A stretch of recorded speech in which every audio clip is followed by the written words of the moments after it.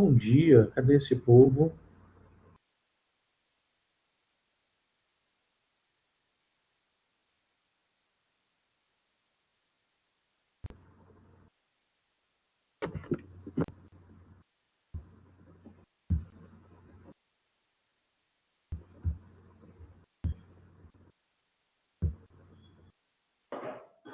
Ei, tudo bem com vocês?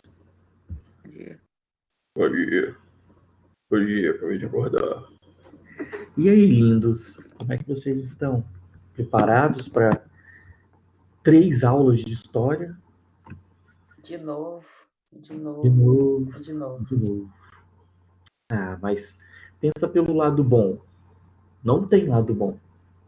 É, Bem, galera, olha só. Deixa eu ir já comunicando como é que nós vamos caminhar hoje. Nós temos algumas atividades para desenvolver, tá? Que aí nós vamos fazer hoje, e eu já vou enviar o resultado hoje ainda. Agora mais cedo eu enviei o resultado de neocolonialismo. Demora um pouquinho para chegar, talvez no final do dia ou amanhã já vai estar com vocês, tá bom? Então, agora nós vamos finalizar algumas coisinhas sobre Revolução Russa e já vamos fazer uma atividade nessa primeira aula.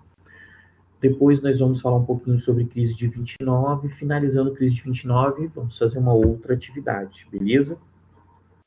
Tranquilo para vocês? Bem, nós já temos 13 amiguinhos, né? Eu vou esperar só mais um minutinho e aí a gente já começa. Deixa eu só organizar aqui onde que nós paramos semana passada, porque eu tive 2 aulas com vocês, só tive uma no outro nono, né? Deu uma desorganizada aqui na minha cabeça.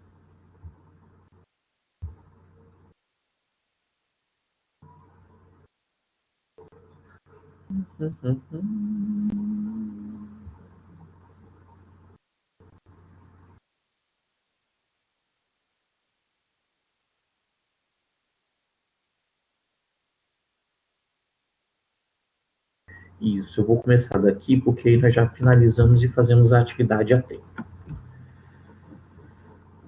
7:03.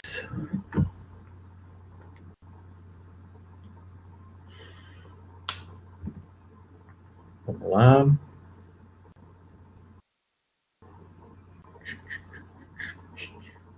Gostaram do meu bigode?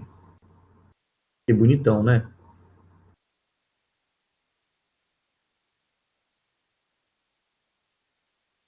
Calma, tem gente falando que já acordou morto. Calma, depois piora. E ó, nós vamos ter recreio, as aulas vão ser só 30 minutinhos. Um sonho.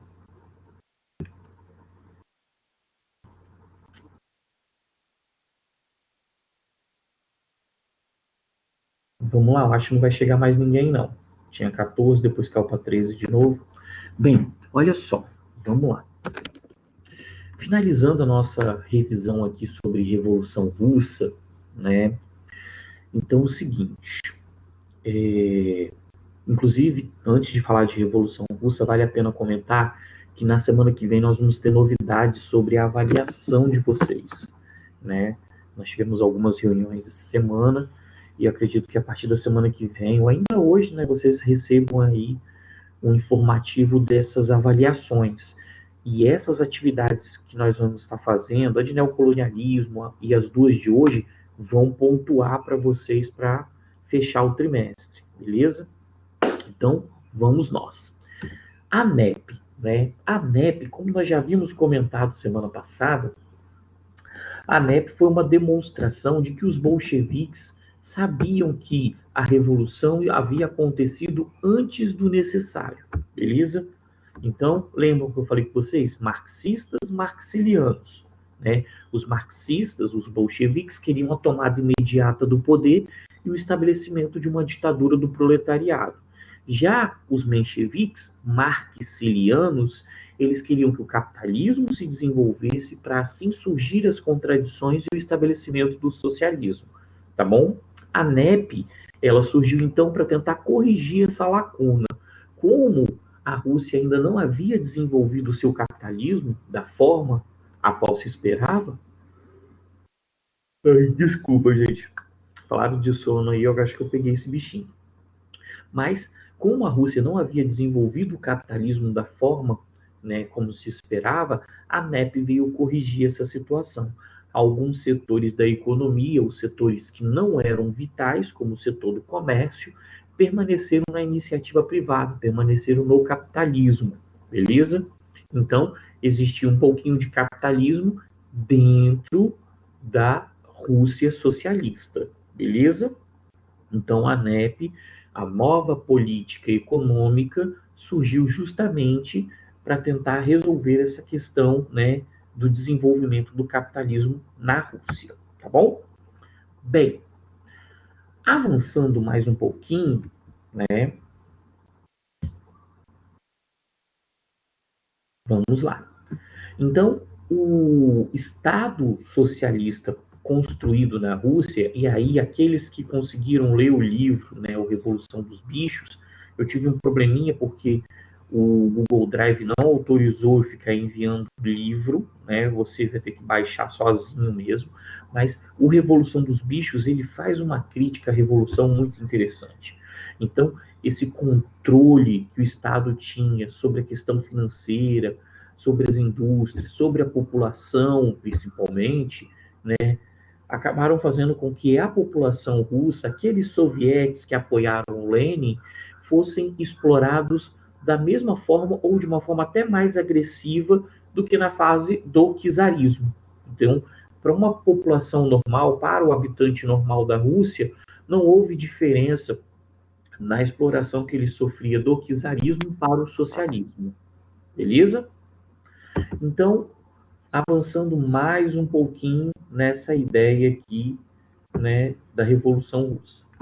E aí nós tivemos também, já discutimos semana passada, mas só para relembrar, né, já que nós já vamos fazer uma atividade daqui a pouquinho, nós tivemos ainda uma disputa. Né? O Lenin faleceu em 24, e aí nós tivemos uma disputa entre Stalin e Trotsky, beleza? O Stalin, ele defendia o socialismo num só país. Vamos desenvolver o socialismo na Rússia, né, na União Soviética, no caso, que já era a União Soviética.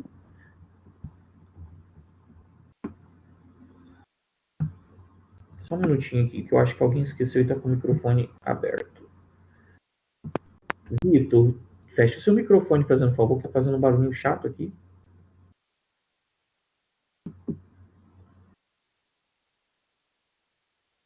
Isso, obrigado, meu lindo, valeu. Então, o Stalin, ele queria essa forma de socialismo, o socialismo só na Rússia para servir de exemplo e depois levar para os outros estados, para os outros países. Já o Trotsky, ele era mais radical, ele defendia a revolução permanente, proletários de todo mundo, unei-vos contra o demônio capitalista. Então, o Trotsky, ele queria já aproveitar, né, todo o contexto pós-Primeira Guerra Mundial, todas as crises que vinham acontecendo na Europa e já expandiu o socialismo para todos os cantos do mundo, beleza? Nessa queda de braço, nessa disputa, né, nós tivemos a vitória do Stalin, que começou a perseguir o Trotsky. O Trotsky foi varrido da União Soviética, beleza?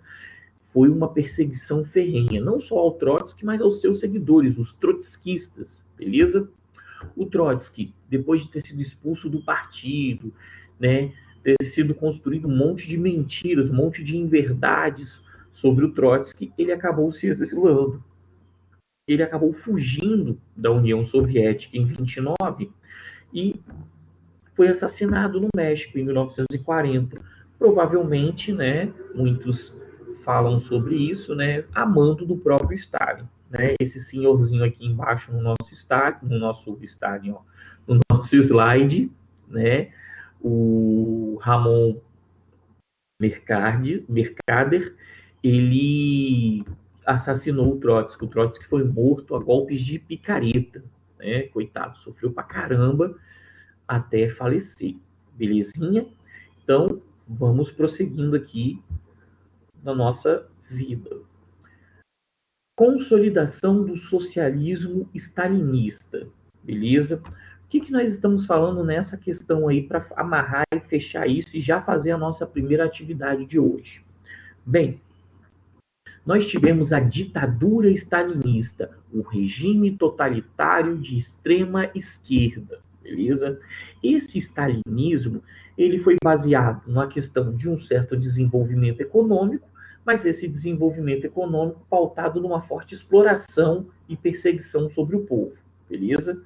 Você não tinha o direito na União Soviética de fazer qualquer crítica ao governo. Governos totalitários são governos que estão acima do cidadão. Então você perde os seus direitos individuais, a sua liberdade de expressão, tudo isso, né, você acaba perdendo. Na questão econômica, nós tivemos na União Soviética os planos quinquenais, beleza? A cada 5 anos, um setor da economia se desenvolvia na União Soviética, beleza? Indústria, energia, tudo isso era desenvolvido a cada quinquênio. Enquanto isso, né, o campo, a atividade agrícola era toda controlada pelo Estado. Todas as terras pertenciam ao governo. E aí as pessoas eram forçadas a trabalhar para o Estado ou em cooperativas, entregando a maior parte da produção, ficando só com o mínimo para sobreviver. Isso tudo, né, naquela ideia de que eles iriam fazer com que as pessoas passassem por uma certa dificuldade por um tempo para depois melhorar a vida de toda essa população, né, que inocentemente ou por conta de toda a violência impelida pelo governo acabavam aceitando. Por conta dessa situação, né, os defensores do socialismo falam, né, que existe o socialismo real, que foi esse socialismo aplicado pela União Soviética, que não foi um socialismo tão interessante. Nós tivemos, né, um sistema de educação pautado numa alienação muito grande, beleza? As pessoas aprendiam aquilo que o Estado queria que elas aprendessem, não existia uma liberdade de pensamento. Um controle muito grande sobre a população, as pessoas não tinham liberdades individuais, políticas, de expressão, existiam os expurgos, né, o processo de perseguição dentro da União Soviética e a formação de campos de concentração, principalmente na região da Sibéria, os gulags, beleza? Que eram utilizados para eliminar toda a oposição, beleza? Então, no stalinismo, nós vamos encontrar a questão do culto à personalidade, que é uma característica de regimes totalitários. Nós tivemos nos de direita e também no de esquerda, tá bom? Bem, então, o stalinismo, ele acabou, né, controlando toda a política através dos expurgos e através dos campos de concentração dos gulags, beleza, galerinha? Né? E assim nós vamos fechando esse primeiro momento. Num outro momento, mais à frente, nós vamos falar de como foi esse stalinismo até o fim da União Soviética, beleza? Nós temos um capítulo do livro de vocês depois só sobre essa situação, tá bom? Beleza? O que nós vamos fazer agora, né? Primeiro, acordar, né? E segundo, fazer uma atividade sobre Primeira Guerra Mundial. Lembra que eu comentei com vocês? Pô, o Hugo não colocou uma atividade de Primeira Guerra Mundial e vocês falaram que não. Realmente ele não havia colocado. Eu aproveitei então e trouxe essa atividade para a gente fazer hoje, tá bom? Então nós vamos fazer agora uma atividadezinha tranquila de Primeira Guerra Mundial, tá? Ela é composta por questões só com 3 alternativas para facilitar a vida de vocês também.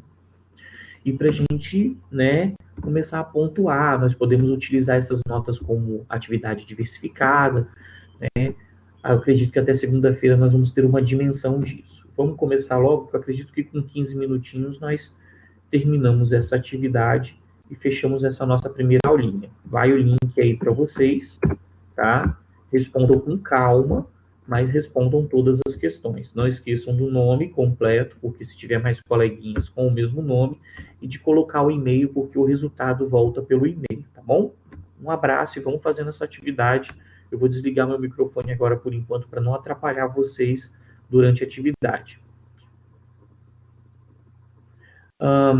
Mais ou menos até 7h30, até 7h40, não tem problema não.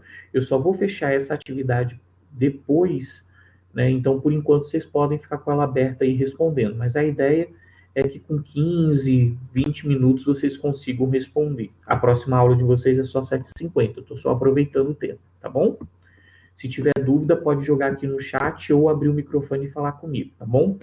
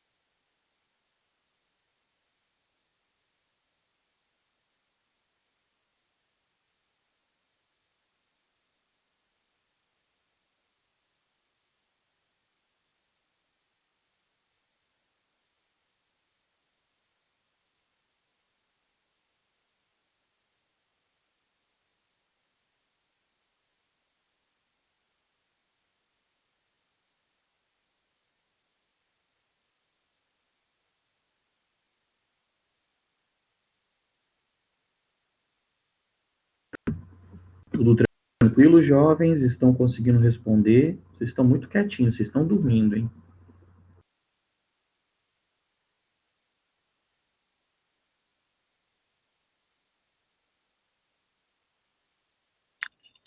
Professor, tem certeza que numa hora dessa a gente não estaria dormindo.